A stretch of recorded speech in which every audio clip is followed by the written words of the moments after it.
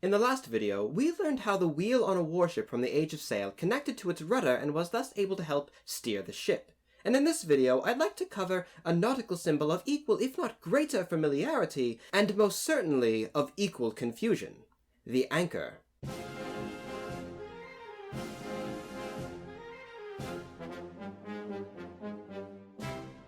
Though, to be more exact, this video won't really be about the anchor itself, so much as it will be about the process of bringing the anchor back up with a capstan after it's been dropped.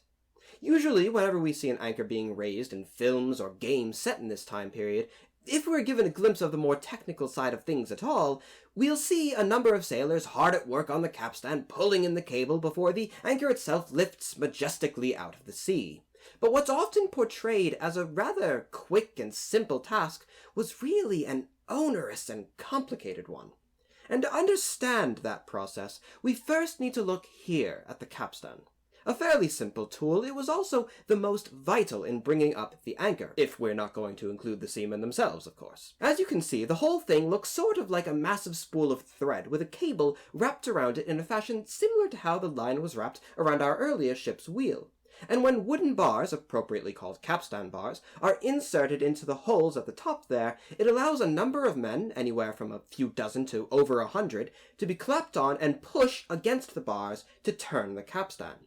Here on HMS Victory, there are actually two capstans, one on top of the other, meaning that you could have just over 300 men working on them all at the same time.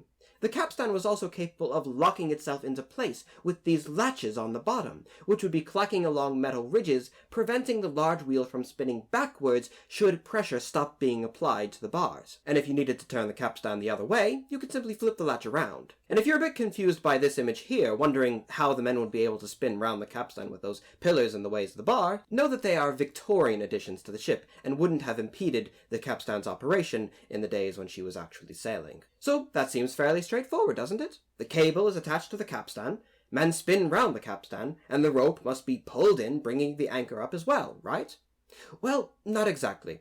As you may well imagine, an anchor's cable needs to be quite long for it to perform its job. Far too long to be fully wrapped around the capstan.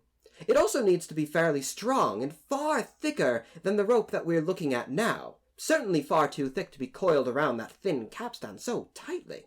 What we see wrapped around the capstan right now isn't the anchor cable at all, it's the messenger cable. And indeed, the messenger cable never even touches the anchor. So, to see how it's instrumental in bringing up the anchor, we once again need to return to a diagram. Although, this time I'm afraid I won't be able to bless you with my incredible artistic talents, because I took the easy way out and found an excellent example of the system online. As you can see, the messenger cable is wrapped partially around the capstan here, with the remainder as a wide circle stretching across the deck, where it's kept in place by a roller. So as you spin the capstan, one end of the messenger cable is pulled in, while the other unwraps off the capstan, just like how the ship's wheel would work above. As you can also see, while the messenger cable is wholly contained within the ship, it's actually connected on one side to the anchor cable.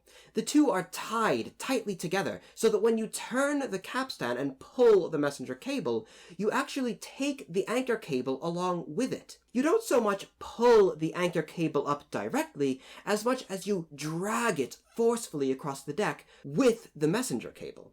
That cable, which happens to weigh, in the case of the Victory, 4.5 tons, in addition to the anchor, another 2 tons. So it's certainly not an easy task, even for 300 men pushing at that capstan.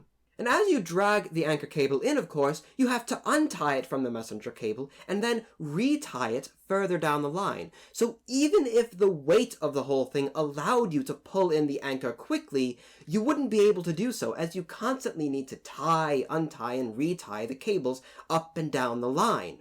You can also imagine just how tightly they'd need to be tied together in order to not slide apart or otherwise break, because you would need a lot of friction in order for the messenger cable to be able to drag the larger anchor cable alongside it.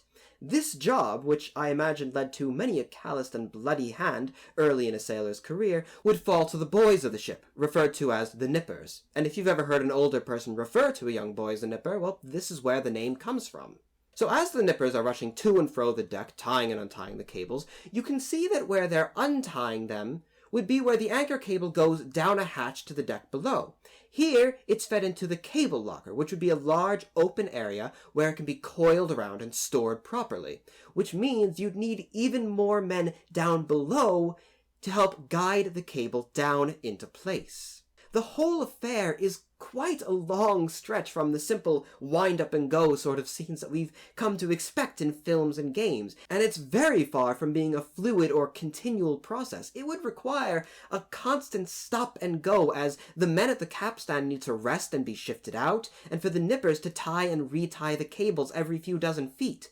From start to finish on a ship like the Victory, the process of bringing the anchor up and storing away the cable demanded just over 300 men and took them 5.5 hours. So when you realize just how grueling, slow, and monotonous a task that this was, it makes sense that there's a number of sea shanties based around the task. One of my favorites, called Randy Dandy-O, seems to mock the repetitive nature of the job even in its name, as the men sing about how soon enough they'll be rolling her down the bay, but not before they all have to heave and pull away in a very repetitive fashion, all the while trying to imagine more pleasant images. So I'll include a link in the description below to an excellent rendition of the song, along with its lyrics if you're interested, because I think it really gets the sentiment of the whole process along quite well. And of course, it's also quite catchy, like most sea shanties are. So I hope you enjoy that. And until the next time, my dear viewer, I am and I shall remain your most humble and obedient of servants. Now you're ready to head for the Horn. Way, hey, roll and go. Your boots and your clothes, boys, are all in the pond to me. Rolling Randy Dandy-O. Heave a pull and heave away.